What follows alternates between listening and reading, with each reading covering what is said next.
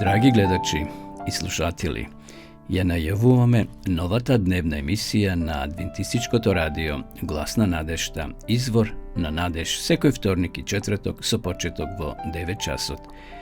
Биете со нас на нашата Facebook страна и на YouTube каналот Адвентистичко радио Глас на надежта. Почитувани, ке имате можност да го започнете денот со убави мисли од Библијата, кратка духовна порака и избор на убава христијанска музика. Отворете го срцето и душата за дневните Божји благослови. Бог е извор на надежта. Ова утринска емисија, Извор на надеж, е токму за вас. Ве очекуваме.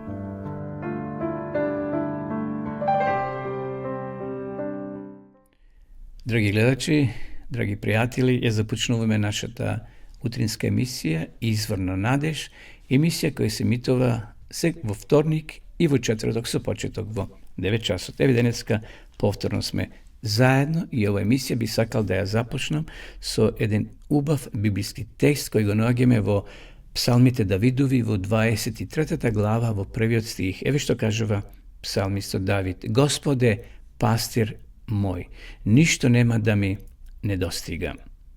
Кога пастирот го води своето стадо, така Бог не води по патиштата на сигурноста. Значи, како што пастирот го води своето стадо и се грижи за овците, Бог не води по патиштата на сигурноста. Тој не ветува дека нема да има долини, дека секи биде равно. Не. Бог не ветува дека ќе има само цвеќиња. Ќе има и трње, ќе има и дупки, ќе има и камења на тој пат, но ветува дека нема да бидеме сами во нив, односно на тој пат. Значи, Бог ќе биде со нас. Кога му дозволуваме да не води, добиваме мир, кој не се купува со пари или со нешто слично. Добиваме храброст која не доаѓа од нас и љубов која не престанува. Нека навистина, драги пријатели, драги гледачи, Господ да биде наш пастир и денеска. Тој ветува ништо нема да ни недостасува. Кога некој може би го читава и текст, вели, Господ треба да ни даде пари, да ни даде изобили, зашто вели ништо нема да ни недостига. Тој истиот Давид на друго место запишал: бев млад и бев и стар. Не видов Божето дете да трпи за леп, да биде гладен. Значи, едно е да бидеш гладен и да се нахраниш, а друго да имаш изобилие, богатство и слава. Бог не го ветува тоа. Секако Бог ќе не благослови ако сме вредни, ако сме трудолюбиви, работиме. Бог ќе не награди материјално. Но овде зборува за она внатрешност, дека ќе бидеме богати во срцето. Нема ништо да ни недостасува внатрешно. Господе, мојот пастир, Давид рекол, ништо нема да ми недостасува. Давид бил и цар, бил и богат, но тоа ништо не му вредело кога во една прилика, бегајќи од својот син Авесалом, морал да го напуши царството и да побегне горе во шума. Но тој таму нашол мир во Господа. Тој нашол мир, иако имал и војска од 600 луѓе околу него, но сепак тој својата надеж и вера ја крепел или ја темелил врз Господа. Нека Господ биде и наш пастир во денешниот ден, почитувани гледачи. Одеме сега да ја видиме и да ја слушнеме молитвата Оче наш. Оче наш, кој си на небесата, да се свети името Твое, да дојде царството Твое, да биде волјата Твоја како на небото, така и на земјата. Лебот наш насушен дај ни го денес, и простини ги долговите наши, како што им ги проштаваме и ние на нашите должници. И не воведи во искушение, но избави не од лукавиот, зашто Твое е царството и силата и славата во сите векови. Амин.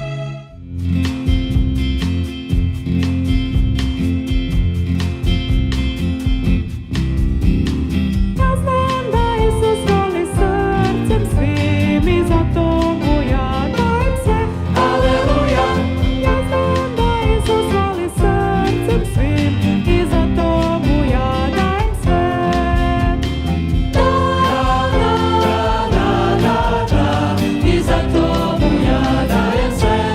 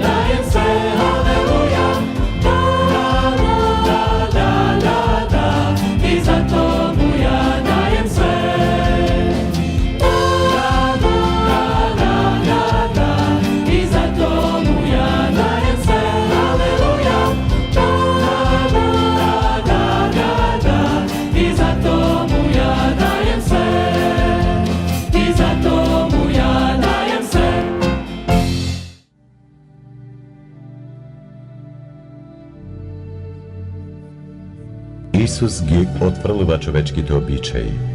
Услишената жена Хананејка, лекување на болни, нахранува 4000 луѓе. Глава 15. Тогаш пристапија кон Исуса ерусалимските книжници и фарисеи велејки: Зошто учениците твои не го запазуваат преданието на старите? Оти не си ги мијат рацете кога јадат леп?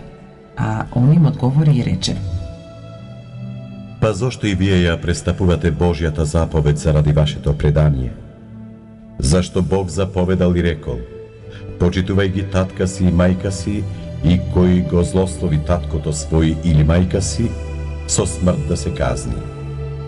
А вие велите: Ако некој му рече на татка си или на мајка си она со што би можел да се ползуваш од мене, дари. Значи, тој може да не го почитува својот татко или својата мајка. Така ја нарушивте заповедта Божја заради вашето предание. Лицемери, добро пророкувал за вас Исаија велејки: Овој народ се приближува до мене со устата своја и со устните ме почитува, а срцето негово стои далеку од мене. Но напразно ме почитува, оти проповеда човечки повелби. И како ги повика луѓето, им рече: Слушајте и разберете. Не она што влегува во устата го сквернува човекот, а она што излегува од устата, тоа го сквернува човекот.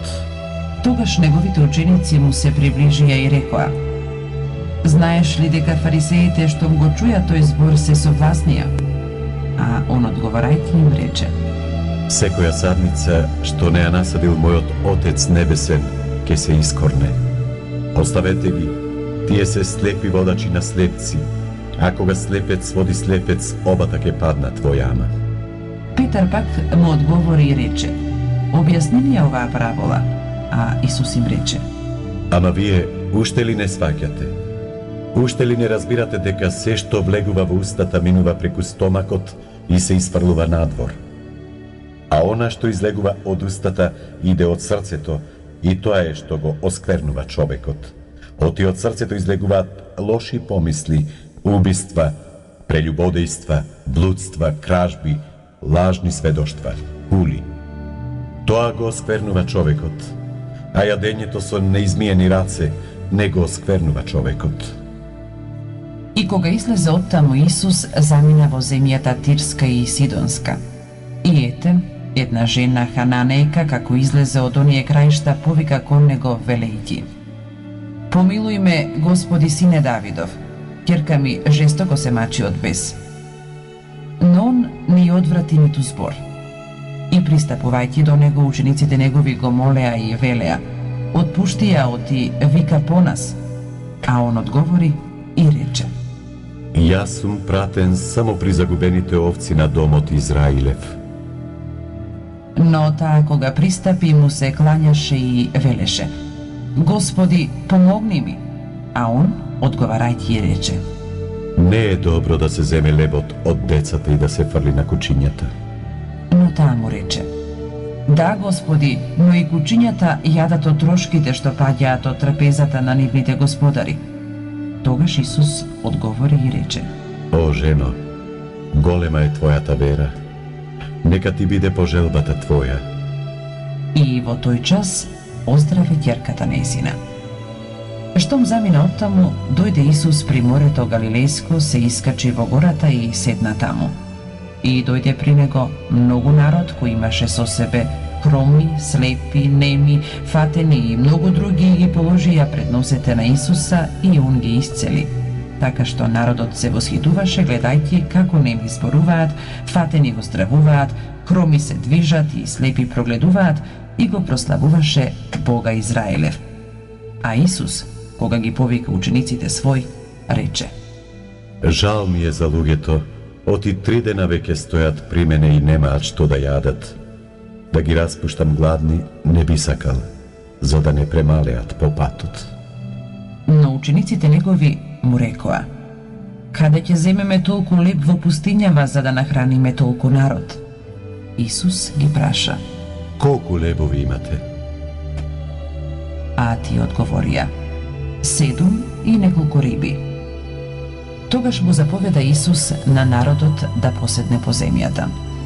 И како ги зеде 7 лебови и рибите, благодари, ги прекрши и им ги даде на учениците свој, а учениците на народот.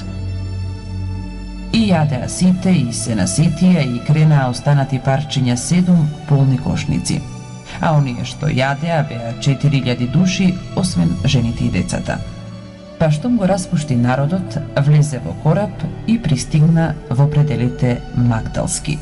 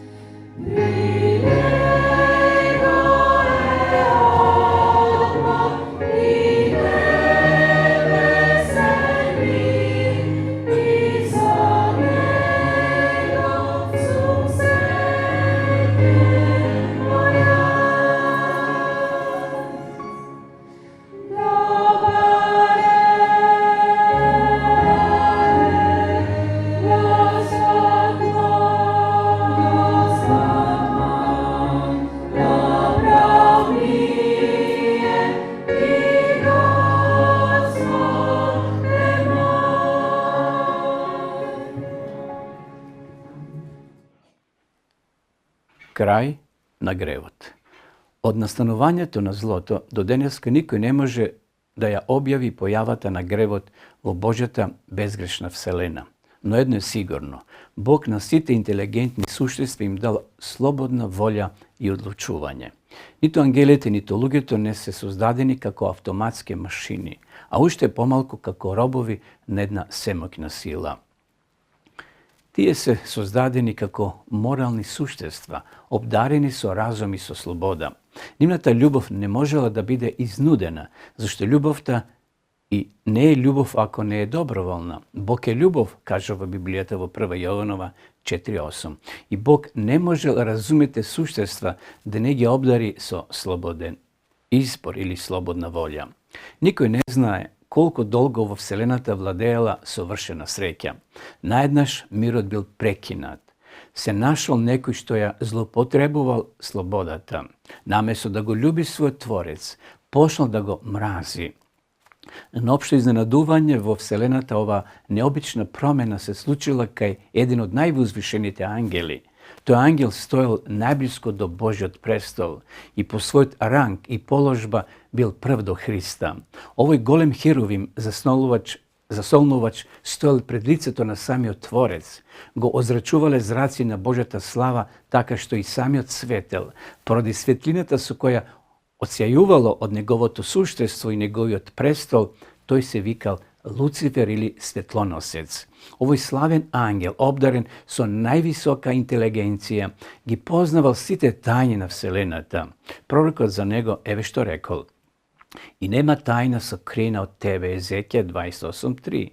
Влегувал во сите тајни на творечкиот разум и вселенските простори, но не и во плановите на својот Творец. Божите намери му биле недостапни, затоа се исполни со завист и со љубомора. Тоа било крај на неговото совршенство, кој никој освен Бога не го забележал. Затоа знаеме толку колку што ни ја открива Библијата. Ти беше совршен, вели Светото писмо, на патишата своји, и се додека не се најде во тебе беззаконие. Езекија 28.15. Иако заземал висока положба и бил на чело на ангелите, Луцифер не бил задоволен. Сметал дека неговата мудрост и убавина му дават право и на самиот Божи престол.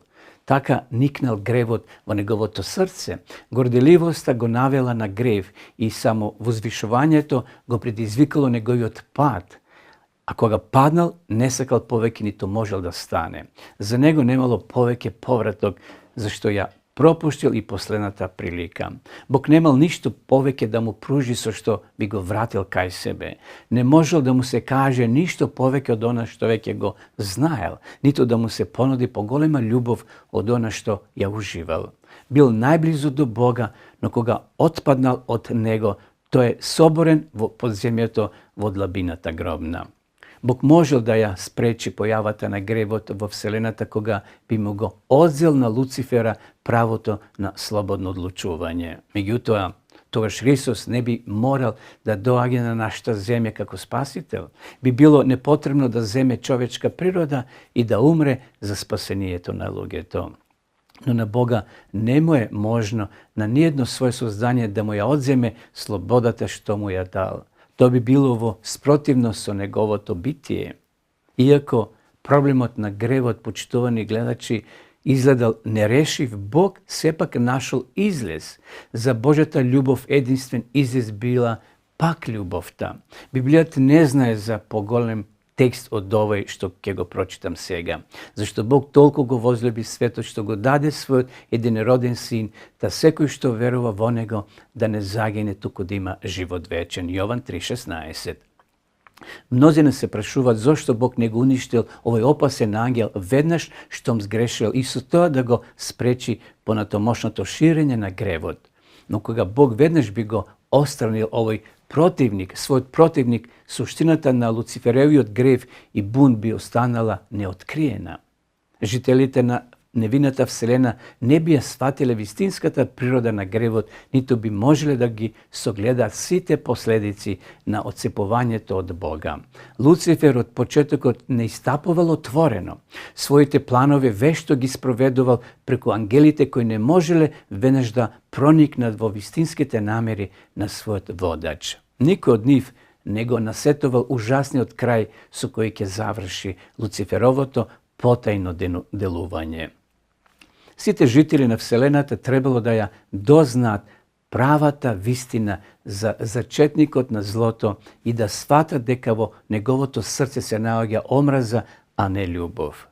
По паѓањето на земјата, овој потемнет ангел ја симнал својата маска и се покажал како човекоубиец од почетокот. Јован 8.44. Неговиот бунт станал основна причина за смртта на сите земни жители. Иако на небото во почетокот зборувал дека нема ништо против возвишениот Божи син, сепак на земјата го приковал на крст.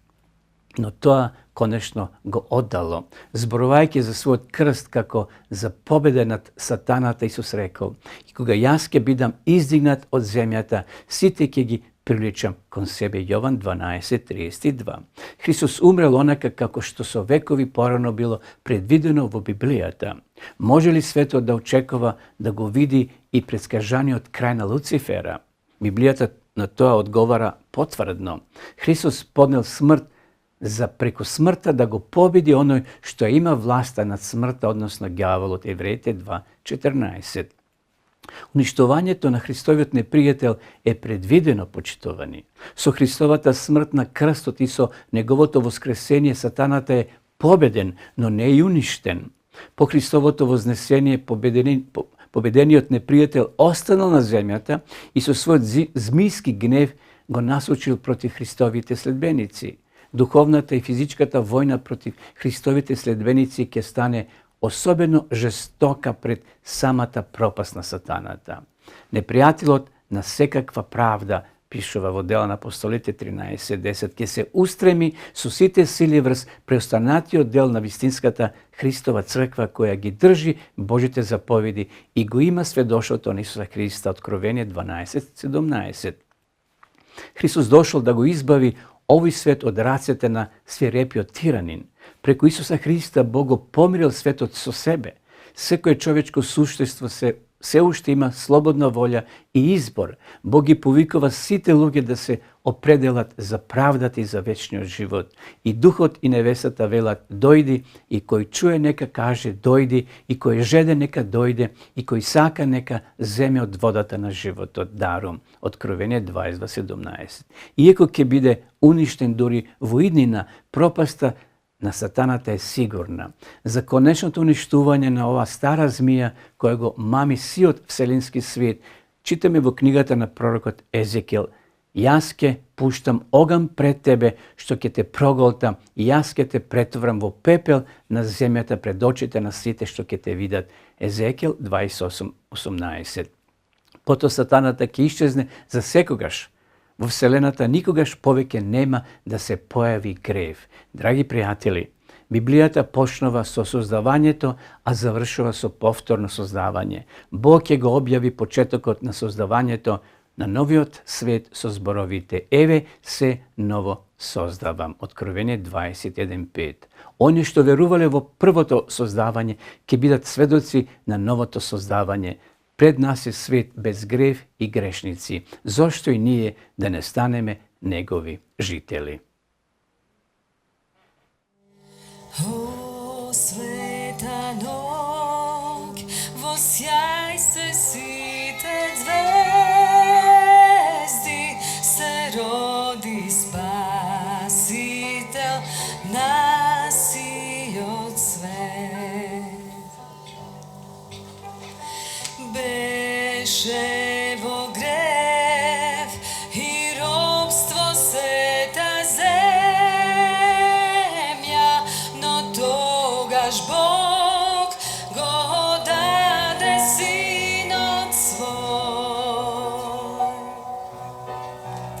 И сета надеж тогаш пак се врати, се ноди ново утро во ној час. Чуј сладок звук од небесните војски, осавна ног ни се роди Спасител. Осавна ног се роди Спасител.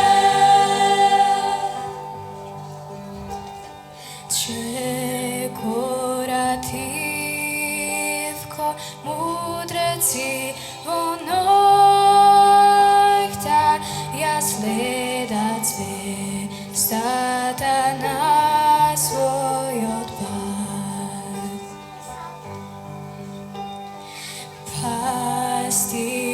straži slušat so voshit se javi angelski hor vonoj čas. Voskromni jasli, carod naš se rodi, o kakva milost, Bog se objavi. Čuj sladom zvuk, o nebesnih te vojski, Hosana novi se rodi Spasitelj. Hosana novi se rodi Spasitelj. Hosana novi se rodi Spasitelj. Драги гледачи, полека доаѓаме до крајот на ова наша денешна емисија Изворна надеж, емисија која се емитува во вторник и во четврток со почеток во 9 часот. Денеска уште еднаш ви ја нудиме бесплатно до писната библиска школа, односно сега Библијата, бесплатно, пишете на нашиот телефон, а исто така вие кои сакате да ја проучувате Библијата малце подлабоко, ви ја нудиме бесплатно дописната библиска школа bibliјатазборова.mk. Значи, таа дописна школа е бесплатна, преку интернет, не мора да одите во пошта да праќате писма, едноставно дома на вашиот компјутер ви доаѓаат прашања, ви одговарате, има текстови и многу е интересна и поучлива. Да видиме сега и самата реклама за дописната библиска школа.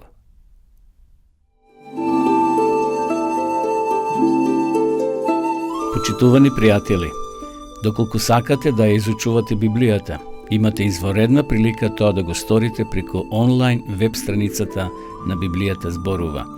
Оваа веб страница е креирана за да ви обезбеди сеопфатно, организирано и темелно проучување на Библијата. Курсевите се бесплатни и без обврски. Можете да го следите во кое било време, тогаш кога вам ви одговора. На располагање ги имате следниве курсеви: библиска археологија, библиски пророштва, за верата и верувањето, библиски совети за здравјето, библиски совети за бракот и семејството. Запознајте ја Библијата, Светото писмо на Стариот и Новиот Завет преку курсевите на интернет или во печатена форма.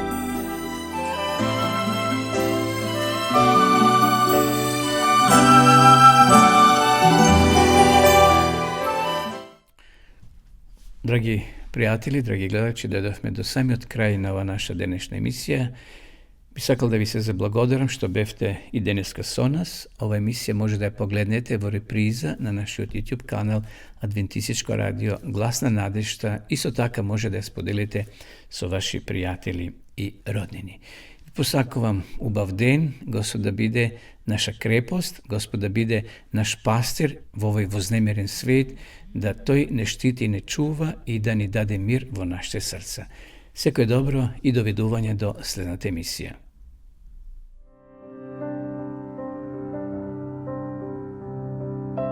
Драги гледачи и слушатели, ја најавуваме новата дневна емисија на Адвентистичкото радио Гласна надежта, извор на надеж, секој вторник и четврток со почеток во 9 часот. Биете со нас на нашата Facebook страна и на YouTube каналот Адвентистичко радио Гласна надежта. Почитувани, ке имате можност да го започнете денот со убави мисли од Библијата, кратка духовна порака и избор на убава христијанска музика. Отворете го срцето и душата за дневните Божји благослови. Бог е извор на надежта. Ова утринска емисија, Извор на надеж, е токму за вас. Ве очекуваме.